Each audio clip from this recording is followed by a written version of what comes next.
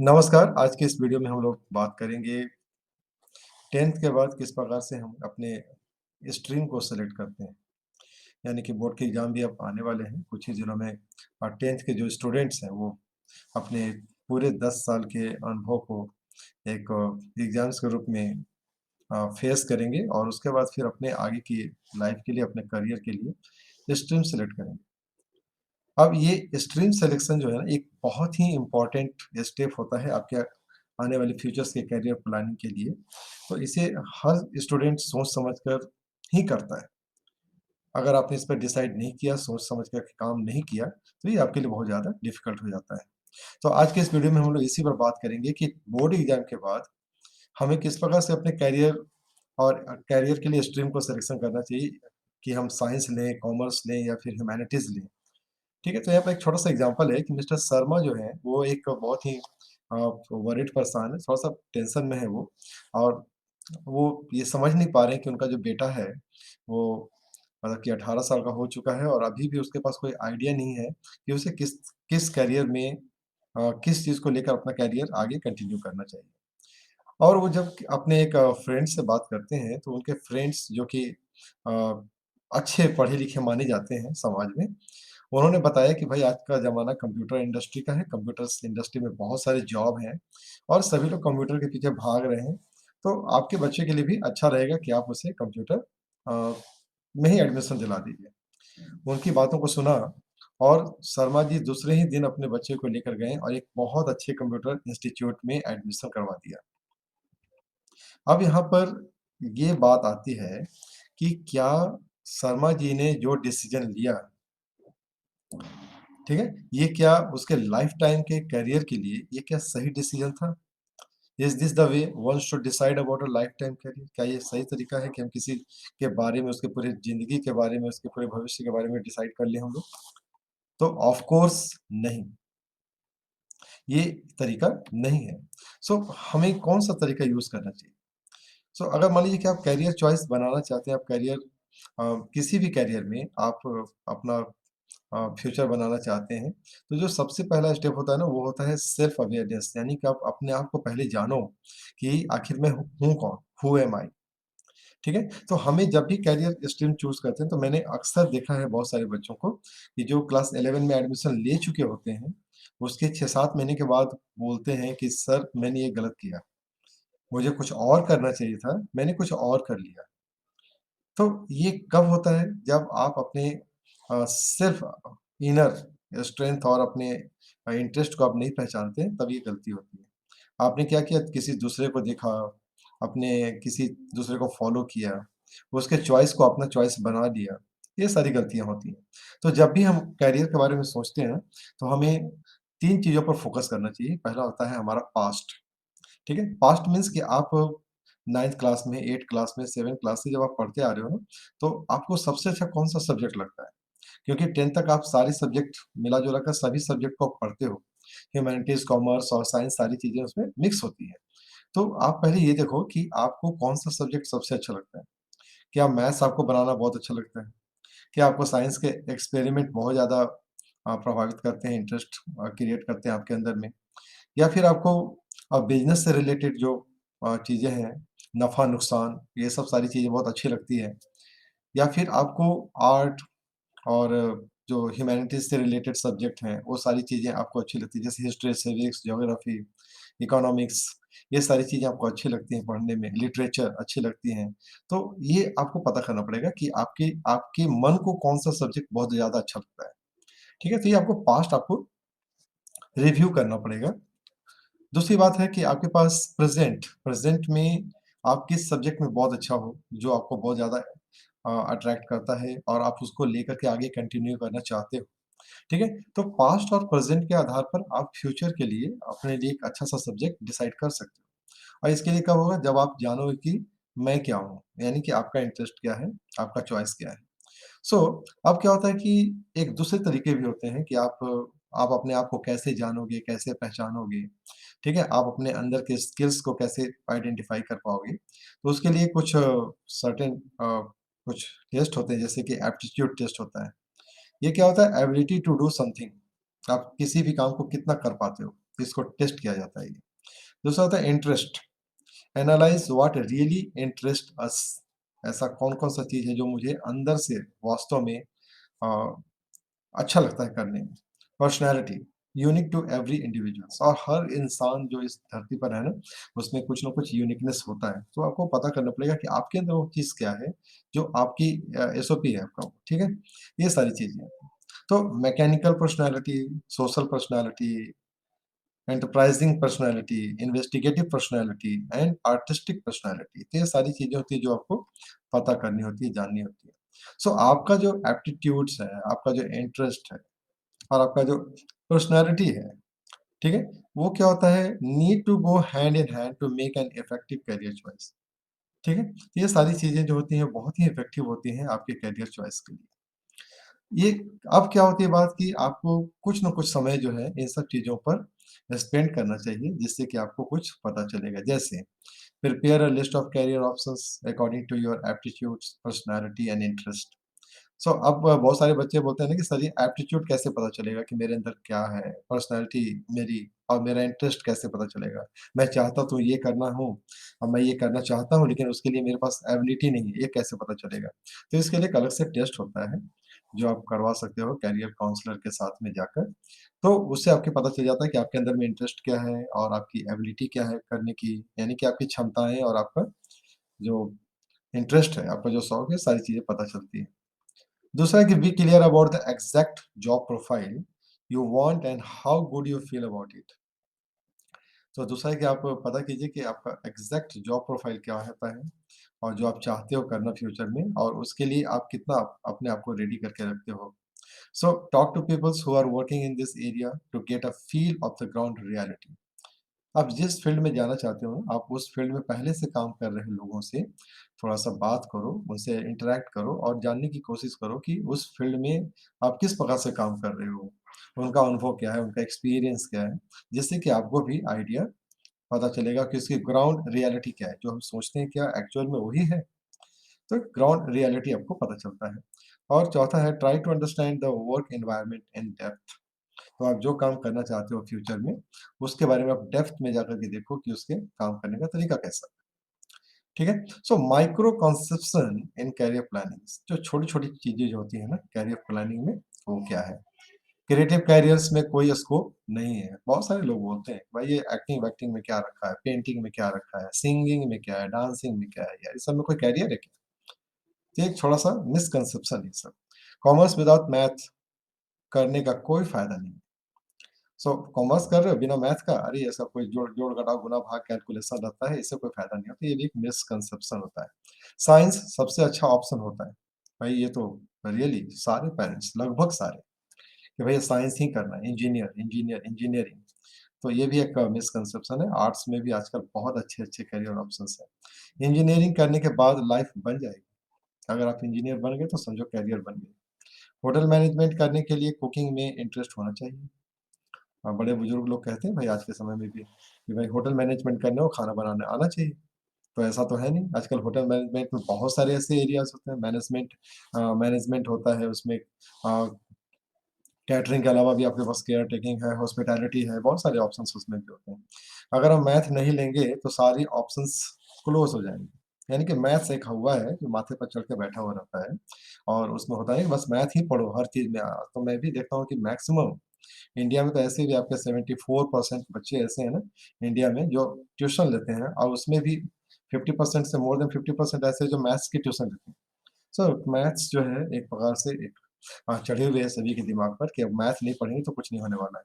Medical line में सबसे ज़्यादा टाइम लगता है, ये भी एक मिसकंसेप्शन है। लोगों को लगता है ना कि अरे मेडिकल एमबीबीएस करना है, अरे 6 साल 7 साल बहुत ज़्यादा टाइम लगता है, तब तक तो बूढ़े हो जाएँगे। ठीक है? तो झटपट वाली जो चीज़ है ना वो फटाफट पकड़ लो, तो ऐसा नहीं होना चाहिए। Engineering plus MBA is the best. Engineering करो साथ में एमबीए भी कर लो यार, करियर ऑप्शन बहुत मज़ेदार है। अगर इधर कुछ नहीं है और बीटेक कर लिए, अगर कुछ मज़ा नहीं आ रहा है तो एमबीए कर लिए और फिर मैनेजर बन गए, एचआर बन गए, कुछ भी बन गए। तो बहुत सारी मिसकंसेप्शन है जो चलते रहती है। अब यहाँ पे देखो एक चीज़ कि करियर विदाउट मैथमेटिक्स जो मिसकंसेप्शन था ना, उसके अलावा देखो कितने सारे करियर ऑप्शन होते हैं मैथ्स के बगैर। जिसको मैथ्स से डर लगता है ना, उनके लिए बहुत अच्छा है। साइंस में एमबीबीएस है, फार्मेसी है, न्यूट्रिशन और डायटीशियन का कोर्स होता है, जेनेटिक साइंस है, बॉटनी है, जूलॉजी है, एनवायरमेंटल साइंस है, एग्रीकल्चरल साइंस है। पैरामेडिकल करियर भी होता है जिसमें कि आप नर्सिंग कर सकते हो, मेडिकल लैब टेक्नीशियन बन सकते हो, ठीक है? ऑक्यूपेशनल थेरेपिस्ट बन सकते हो, स्पीच थेरेपिस्ट बन सकते हो। ये सारी चीज़ें हैं जहाँ पर मैथ की कोई ज़रूरत नहीं है, और कॉमर्स वाले सेक्शन में भी बहुत सारे ऐसे करियर ऑप्शन हैं जहाँ पर मैथ की ज़रूरत नहीं है। चार्टर्ड अकाउंटेंसी है, कंपनी सेक्रेटरी है, retail management, BBA, MBA, travel and tourisms, journalisms, mass communication, foreign language भी आप आज के समय में बहुत ज़्यादा डिमांड में है ये। Advertisings, hotel management, psychology, social work, animation, design and fine art. तो इन सब चीज़ों में मैथ की कोई ज़रूरत आपको नहीं पड़ती है, ठीक है? अब देखो करियर ऑप्शन कहाँ पर रहता है, तीनों के लिए मैं बता रहा हूँ, साइंस के लिए भी, ह्यूमैनिटीज़ के लिए भी और कॉमर्स के लिए भी। नॉन मेडिकल साइंस में आते हैं, इंजीनियरिंग है, तो इंजीनियरिंग में भी बहुत सारी वैराइटीज़ है, एग्रीकल्चर, ऑटोमोबाइल, बायोटेक्नोलॉजी। और बायोटेक्नोलॉजी तो अभी खास करके बहुत ज़्यादा चलन में है, ट्रेंड में है ये। Civil, computer, environmental, chemical, electronics, mechanical, ये सारी चीज़ें। अब अगर आप नॉन मेडिकल में नहीं जाना चाहते तो साइंस के स्टूडेंट के लिए एनडीए है आपके पास, आर्मी, नेवी, एयर फोर्स किसी भी ये में जा सकते हो आप। मर्चेंट नेवी है, आर्किटेक्चर्स है, बी फार्मा है, बीसीए है, इंफॉर्मेशन टेक्नोलॉजी है, कमर्शियल फ्लाइंग है। अगर इन सब सारी चीज़ों से भी अगर आपके पास ऑप्शंस बच रहा है तो बीएससी आप कर सकते हो फिजिक्स में, केमिस्ट्री में, ठीक है? मैथ्स में भी कर सकते हो। बैचलर इन इकोनॉमिक्स, आजकल इकोनॉमिक्स आपके पास साइंस के कैटेगरी में आ गया है वो, रिसर्च। तो ये सारी चीज़ें होती हैं। अगर आप मेडिकल में जाना चाहते हो ना, साइंस वाले स्टूडेंट, तो उनके लिए एमबीबीएस है, बीडीएस है, होम्योपैथी है, आयुर्वेदा है, यूनानी है, नेचुरोपैथी है, बी फार्मा, ठीक है? स उसके बाद से लैब टेक्नोलॉजी है, नर्सिंग है, स्पीच थेरेपी है, ऑक्यूपेशनल थेरेपी है, बहुत सारी चीज़ें हैं आपके पास जो स्क्रीन पर दिख रहा है ना, ये सारी करियर ऑप्शंस हैं अगर आप मेडिकल लाइन में जाना चाहते हो तो। कॉमर्स वाले के लिए क्या-क्या ऑप्शन है साइंस के बाद में? Graduate degree course in pure BCom. आप पास कोर्स भी कर सकते हो उसमें, ऑनर्स कोर्स भी कर सकते हो। तो पास कोर्स 3 साल के लिए हो गया आपके पास, ऑनर्स कोर्स 4 साल का हो गया। और एनईपी में आजकल आपको जान लेना चाहिए कि एनईपी में जो 4 साल का जो कोर्स कर दिया गया है ना, ग्रेजुएशन, उसमें फर्स्ट ईयर सर्टिफिकेट कोर्स होता है, सेकंड ईयर आपके पास डिप्लोमा कोर्स है, थर्ड ईयर आपके पास ग्रेजुएशन है, और अगर आप ग्रेजुएशन में अच्छे मार्क्स लाते हो ना 75% से ऊपर, तो आपको फिर फोर्थ ईयर रिसर्च वर्क में आपको एडमिशन मिल जाता है। तो इस प्रकार से आपके पास एक सिंपल आप ग्रेजुएशन भी कर सकते हो ऑनर्स के साथ में। बीसीए कर सकते हो आप, ठीक है? अगर आपने 12th क्लास में मैथमेटिक्स लिया है तो आप बीसीए भी कर सकते हो। सीए है, सीएस है, ठीक है? उसके बाद फिर बीबीए है, बीबीएस है, ट्रैवल एंड टूरिज़्म्स है, बीबीई है ना? बीआईबीएफ है, होटल मैनेजमेंट है, फैशन टेक्नोलॉजी है, जर्नलिज्म है, मास कॉम है, लॉ है, आर्ट है, बैचलर इन फाइन आर्ट्स। ये सारे ऑप्शंस कॉमर्स वाले स्टूडेंट के लिए खुले हुए रहते हैं, आप जा सकते हो इसमें, ठीक है? अब स्ट्रीम जो अलॉट होता है ना, कॉमर्स वाले के लिए विथ मैथमेटिक्स भी होता है, विथ इन्फॉर्मेटिक प्रैक्टिस भी होता है, और विथ फिजिकल एजुकेशन भी होता है। यानी कि आप जब क्लास 12 में एडमिशन लेते हो ना, तो आप इन तीनों के साथ भी ले सकते हो। आपके पास ऑप्शन है कि आप मैथ ले लो, आईपी ले लो या फिर फिजिकल एजुकेशन ले लो। ठीक है? सो ट्रेडिशनल कोर्स जो होता है ना आपके पास कॉमर्स में, जो पुराने समय से चलते आ रहा है, जैसे कि चार्टर्ड अकाउंटेंट है, कंपनी सेक्रेटरी है, कॉस्ट एंड वर्क अकाउंटेंट है, ठीक है? अब इसी को हम लोग क्या बोलते हैं? कॉस्ट एंड मैनेजमेंट अकाउंटेंट भी बोलते हैं, ठीक है? ग्रेजुएशन भी आप कर सकते हो बीकॉम में, इकोनॉमिक्स ऑनर्स लेकर भी कर सकते हो आप। स्टैटिस्टिक्स ऑनर्स भी कर सकते हो। अगर आप चाहते हो तो मैथ्स भी कर सकते हो। इंग्लिश ऑनर्स भी है, बीसीए भी है, जैसा कि हम लोगों ने पीछे देखा। तो ये ट्रेडिशनल कोर्स है जो चलते आ रहे हैं। Emerging carriers in commerce. आप देखो बहुत सारी चीज़ें उसके अलावा जो मैंने देखा ट्रेंडिंग, उसके अलावा आपके पास क्या है? एक्चुअरियल साइंस है, स्टॉक ब्रोकर है। आजकल तो स्टॉक मार्केट और इन्वेस्टमेंट बहुत ज़्यादा तेज़ी से फैला हुआ है। बैंकिंग एंड इंश्योरेंस सेक्टर भी आज के समय में बहुत ही एक ट्रेंडिंग जॉब ऑप्शंस लोगों के लिए बनते चला जा रहा है। फाइनेंस मैनेजर है, एनालिस्ट है, लॉ रिलेटेड ऑप्शंस भी आपके पास भी है। एक्सपोर्ट मैनेजमेंट है, ह्यूमन रिसोर्स मैनेजमेंट है, रिटेल है, एंड यूपीएससी एग्जामिनेशन भी है। ऑफ कोर्स इसमें भी आपके पास कॉमर्स के बच्चों के लिए बहुत ही ब्राइट करियर ऑप्शन इसमें आ रहा है। अब अगर हम लोग बात करते हैं ना कि करियर विदाउट मैथ्स, तो आपके पास ढेरों ऑप्शंस हैं, पब्लिशिंग इंडस्ट्रीज़, मास कॉम, वेब डिज़ाइनिंग है, टीचिंग जॉब भी आपके पास है, event management, travel and tourism, photography, theatre and dramatic, air hostess है, फ्लाइट स्टूवर्ड्स है, टीवी एंकर्स, रेडियो जॉकी, बहुत सारे एक लंबी लिस्ट है, जो आप स्क्रीन पर देखते हो, आप यहाँ से भी अपने फ्यूचर को फाइंड कर सकते हो। कोर्सेज़ इर्रेस्पेक्टिव ऑफ स्ट्रीम्स, अगर आप तीनों स्ट्रीम को अगर आप छोड़ देते हो, इसके अलावा कौन-कौन से ऐसे कोर्स हैं जो आप चॉइस पर ले सकते हो? जैसे होटल मैनेजमेंट है, सिविल सर्विस की आप तैयारी कर सकते हो, फॉरेन लैंग्वेज आप सीख सकते हो। अगर आप अ, साइंस, कॉमर्स और ह्यूमैनिटीज़ अगर किसी को नहीं छूते हो, तो आप फॉरेन लैंग्वेज में भी जा सकते हो। पब्लिशिंग इंडस्ट्री में जा सकते हो, मास कॉम में जा सकते हो, जैसा कि हम लोगों ने पीछे डिस्कस किया। तो बहुत सारे ऐसे कोर्सेज़ भी हैं ना, जो आपके स्ट्रीम से बाहर के भी हो सकते हैं। अब अगर जैसे हम लेते हैं होटल मैनेजमेंट है, तो होटल मैनेजमेंट मिथ क्या होता है? बहुत सारी चीज़ें होती हैं जो आते हैं मिथ में। तो लोग का कहना होता है ना कि होटल मैनेज मतलब केवल खाना बनाने का है, पानी पिलाओ, खाना खिलाओ, सबके लिए होता है, ऐसा कुछ नहीं होता उसमें। ये क्या होता है ना कि दूसरे लोग क्या सोचते हैं ना कि it is only for those students who are not good in academic, पढ़ने-लिखने में कमज़ोर है, तो उसको होटल मैनेजमेंट में डाल दो, ऐसा एकदम नहीं है, वहाँ भी पढ़ाई की ज़रूरत है, वहाँ भी नॉलेज चाहिए होता है। ठीक है? One has to start from low grade jobs, एकदम बेटर से शुरू करना पड़ेगा, ऐसा नहीं होता है, बेटर से शुरू नहीं होता है। ठीक है? ये सारी चीज़ें अफ़वाह है, बकवास चीज़ है। ठीक है? चौथा क्या होता है, growth is less in this field, बहुत धीरे-धीरे ग्रोथ होता है, तो ये भी एक सुनी-सुनाई बातें हैं, इन सब पर ध्यान नहीं देने। Opportunities are very few in hotels, ऐसा नहीं है, बहुत सारे होटल्स खुल चुके हैं, जब से टूरिज़्म्स आपका फैला है ना, टूरिज़्म इंडस्ट्रीज़, तब से आपके पास होटल की बाढ़ आई हुई है। आपके पास होटल से रिलेटेड बहुत सारी जॉब ऑप्शन हैं और बहुत सारी अभी भी क्राइसिस से जूझ रही हैं सब। सो बहुत सारे जॉब्स होते हैं, जनरल मैनेजर का होता है, फ्रंट ऑफिस मैनेजर का होता है, कन्वेंशन सर्विस मैनेजर है, रेसिडेंट मैनेजर है, एग्जीक्यूटिव हाउसकीपिंग होता है, ये सारी चीज़ें जॉब्स ऑप्शन है, जो आज के समय में अवेलेबल है। और अगर इसमें अगर आप बात करोगे ना सैलरी के बारे में, तो बहुत अच्छा पैकेज जाता है, 20 लैक्स, रेसिडेंट मैनेजर्स, है ना, 11.5 lakhs, executive chef 10 lakh rupees, executive housekeepers 10 lakh rupees. तो बहुत सारे इसमें job option, housekeeping assistant even they are just getting 1.8 lakhs. तो पर एनम जो है आपके पास, जिस प्रकार का आपके पास प्रोफाइल है ना, उस प्रोफाइल के अनुसार आपके पास पैकेज भी बहुत अच्छा मिलता है इसमें। तो इस तरह की बातें, ऑफ बिट जितने भी कोर्स हैं ना आपके पास, साइंस, कॉमर्स और ह्यूमैनिटीज़ को छोड़कर, तो उसमें भी बहुत अच्छा स्कोप होता है आपके प्रोफाइल के अनुसार। Yes, so you can easily choose a career stream. आप बहुत ही आसानी से अपना करियर स्ट्रीम आप चूज़ कर सकते हो, ठीक है? और यही आपके करियर एजुकेशन जर्नी को बहुत आगे बढ़ाकर ले जाएगा, ठीक है? तो क्या होना चाहिए? पैशनेट होना चाहिए, ठीक है? इंटरेस्टिंग होना चाहिए और सक्सेसफुल होना चाहिए। जब आप पैशनेट हो जाओगे ना, और आप जिस चीज़ में आप जाना चाहते हो उसमें अगर आपका इंटरेस्ट बन जाता है, तो डेफ़िनेटली आप सक्सेस करोगे उसमें। So opportunities are just limited by your mind, हम लोग उसको लिमिट कर देते हैं।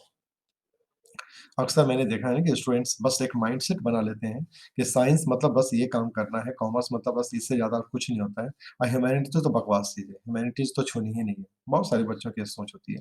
तो ये हमारा एक माइंडसेट होता है, तो अपॉर्च्युनिटी जो होता है ना, वो एकदम अनलिमिटेड है, जितना चाहो उतना है, केवल माइंड खोलने की ज़रूरत है, ठीक है? तो ये सारी चीज़ें होती हैं। अब आप इ इस पिक्चर में ही देख लो आप कि किस प्रकार से पेरेंट्स जो है ना वो बोलता है क्या, क्या बोल रहा है? "Son, I am really disappointed in you", मैं तुझसे बहुत निराश हूँ। ये हाथी का बच्चा जो है ना, वो अपने हाथी जो है ना, वो अपने बच्चे से बोल रहा है। क्या बोल रहा है देखिएगा, ठीक है? "You are 1 year old and you still don't know how to fly. So so now father is telling to the son कि अब तुम 1 साल के हो गए हो और अभी तक तुमको उड़ना नहीं आता है। लुक एट मिस्टर ईगल्स सन", आप उस ईगल के सन को देखो, he is already so good, है ना? तो अब ये देखो ईगल का बच्चा जो है ना उड़ने में कितना अच्छा है। I am just telling you this because I want you to fulfil the dreams which I could never achieve. ये कह रहा है ना कि मैं तुम्हें इसलिए बोल रहा हूँ ना कि मैं आज तक ज़िंदगी में कभी उड़ा नहीं, तो मैं चाहता हूँ कि तुम उड़ के दिखाओ। देखो ईगल का जो बेटा है ना, कितना अच्छा उड़ता है वो। तो ये क्या होता है, एक परसेप्शन है जनरल पेरेंट्स का कि भई मैंने जो लाइफ़ में नहीं किया ना, वो तुम करके दिखा दो, ठीक है? अब देखिए बेचारा बच्चा क्या बोल रहा है, आई एम सॉरी डैड, है ना? I will try my best, मैं कोशिश करूँगा कि मैं उड़ के दिखा दूँ। लेकिन क्या ये संभव है कि वो उड़ कर दिखाएगा कभी? तो ये सब एक कंसेप्शन मिसकंसेप्ट कॉन्सेप्ट जो है ना वो पेरेंट्स के माइंड में चलते आ रहा है कि भाई मैंने जो नहीं किया तुम करो, मेरे सपने तुम पूरे करो, ये सारी चीज़ें आ रही हैं। तो इन सब चीज़ों को पीछे छोड़ने का समय आ गया है, ठीक है? और पेरेंट्स का भी जो रोल है ना बच्चों के करियर सिलेक्शन में बहुत ज़्यादा इम्पोर्टेंट हो गया है और अब चेंज करने का समय आ गया है, ठीक है? So it is a taxing phase of life not only for the students but for the parents as well. तो ये अब केवल बच्चों के लिए नहीं, स्टूडेंट्स के लिए नहीं बट उनके पेरेंट्स के लिए भी अब ये बहुत ज़रूरी हो गया है कि दोनों अपने ये को चेंज करें। We need to provide our childrens with an atmosphere that motivate them to express better. हम हमें अब चाहिए कि हम अपने बच्चों के लिए एक ऐसा एटमॉस्फेयर प्रोवाइड करें, जहाँ पर वो खुल कर के अपनी बातों को कह सकें और वो एक पॉजिटिव मोटिवेशन अपने आप में ले सकें। The child may be wrong, it may be possible, but as a parents एक पेरेंट्स होने के नाते it's our responsibility to reasons with them rather than getting angry. अब उनके साथ बैठ कर के बात करना चाहिए, इसके अपेक्षा हम लोग गुस्साएँ उन पर, कि तुम क्या करते हो? सारे दिन घूमते रहते हो, ऐसा है, वैसा है, ये नहीं कर पा रहे हो, वो नहीं कर पा रहे हो। इससे अच्छा है कि हम उनके साथ बैठ कर के उनकी बात को सुनें और उसके बाद उन्हें सजेस्ट करें कि क्या करना चाहिए और क्या नहीं करना चाहिए। सो यहाँ पर कुछ ऐसे डूज़ एंड डोंट्स मैंने दिए हैं पेरेंट्स के लिए जो उन्हें करने चाहिए और जो उन्हें नहीं करने चाहिए। जैसे evaluate your child's aptitudes, strength and weaknesses. हर पेरेंट्स को चाहिए कि वो अपने बच्चों के एप्टीट्यूड्स, उसके स्ट्रेंथ और उसके वीकनेसेस को अ, खोजें, इवैल्यूएट करें, उसको निकालें, उनके बारे में जानें। Help your child in discovering his और हर ओन पैशन। हमें अपने एज़ अ पेरेंट्स हमें बच्चों के पैशन को, उसके अंदर के टैलेंट को बाहर निकालने की कोशिश करनी चाहिए और मोटिवेट करना चाहिए कि वो अपने पैशन्स को कंटिन्यू रखें। ठीक है? Inform your child regarding all aspect of the career. आप अपने बच्चों को खुद से ढूँढिए और बताइए कि उसके लिए कौन-कौन सा करियर अवेलेबल है। अगर आप नहीं कर पाते हो तो काउंसलर का हेल्प लेना चाहिए और बताना चाहिए कि आपके लिए कौन-कौन सा ऑप्शन अवेलेबल है। ठीक है? Help your child understand the work life in the chosen career bye associating with professional in the field. आप अपने बच्चों को प्रोफेशनल के साथ कनेक्ट कीजिए और बताइए कि आपने जो अपने लाइफ के लिए चुना है ना करियर, ठीक है? उसको आप अच्छी तरह से समझो और उसमें आप किस प्रकार से आगे बढ़ सकते हो, उसमें आप हेल्प ले सकते हो। Stop your child from falling prey to peer pressure and hard mentality. आप अपने बच्चों को पीयर प्रेशर का शिकार होने से बचाइए और उसको डिप्रेशन यानी उसको बहुत ज़्यादा निराशावादी होने से भी बचाना चाहिए। Gain your child confident and motivate them to discuss their queries with you. बहुत सारे क्वेश्चंस हो सकते हैं सब्जेक्ट को लेकर, स्ट्रीम को लेकर, यूनिवर्सिटीज़ को लेकर, कॉलेज को लेकर, स्कूल्स को लेकर। तो वो आपको क्या करना चाहिए, बच्चों को कॉन्फिडेंस में लेना चाहिए और उनके साथ बैठकर डिस्कस करना चाहिए और उनको आप मोटिवेट कर सकते हैं positive way. So seek professional help whenever required. आपको जब लगता है ना कि आप नहीं कर पा रहे हो या आपको असिस्टेंट की ज़रूरत है, तो आप बिल्कुल काउंसलर्स जैसे जो प्रोफेशनल होते हैं, उनसे कॉन्टैक्ट करना चाहिए। अब इस डूज़ के अलावा जो है ना डोंट्स जो है, जो हर पेरेंट्स को याद रखना चाहिए, उनको फॉलो करना चाहिए, वो क्या है? Don't dictate a child decisions, rather guide them towards taking an informed decision. आप उनको किसी चीज़ पर डाँटो मत उतना ज़्यादा और चिल्लाना भी नहीं है, आप उनको बताओ कि सही क्या है, ठीक है? और उनको सही डिसीजन, सही इन्फॉर्मेशन उन तक पहुँचाने की कोशिश करनी चाहिए। Don't burden the child with unreal expectation. हर वो एक्सपेक्टेशन जो आपके मन में आ रहा है ना, जैसे उस अभी जैसे मैंने पिक्चर में देखा पीछे वाले पिक्चर में, कि किस प्रकार से हाथी जो है अपने बच्चों को उड़ने के लिए बोल रहा है। सो ये क्या हो गया ना, ये एक अनरियल एक्सपेक्टेशन है। हाथी का बच्चा कभी उड़ नहीं सकता है। ये एक बिल्कुल ही अनप्रैक्टिकल है।